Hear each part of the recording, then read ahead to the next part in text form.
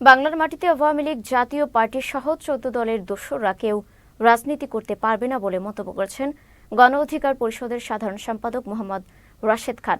শুক্রবার বিকেলে ঝিনাইদহ শিশু একাডেমি মিলনায়তনে সম্প্রীতির বাংলাদেশ গঠন ও রাষ্ট্র সংস্কারে করণীয় শীর্ষক মতবিনিময় সভায় প্রধান অতিথির বক্তব্যে তিনি একথা বলেন।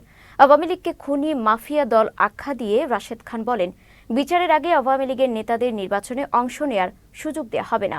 সরকার সুযোগ দিতে চাইলে প্রয়োজনে নির্বাচন কমিশন ঘেরাও করা হবে বলেও হুঁশিয়ারি দেন রাশেদ।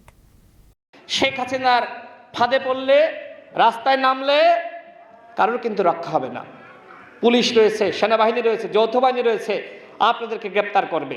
সুতরাং হাসিনার ভালোবাসায় আর সিক্ত হয়েন না। হাসিনা আপনাদেরকে ভালোবাসে না। আপনাদেরকে ভালোবাসলে হাসিনা পালাতো না। সুতরাং তার প্রতি কিসের মমতা, কিসের ভালোবাসা? আওয়ামী লীগ ছাড়েন, আওয়ামী লীগ ছেড়ে দেন। আওয়ামী লীগ একটি খুনি দল, একটি মাফিয়া দল। এই নামটি এখন পচে গিয়েছে।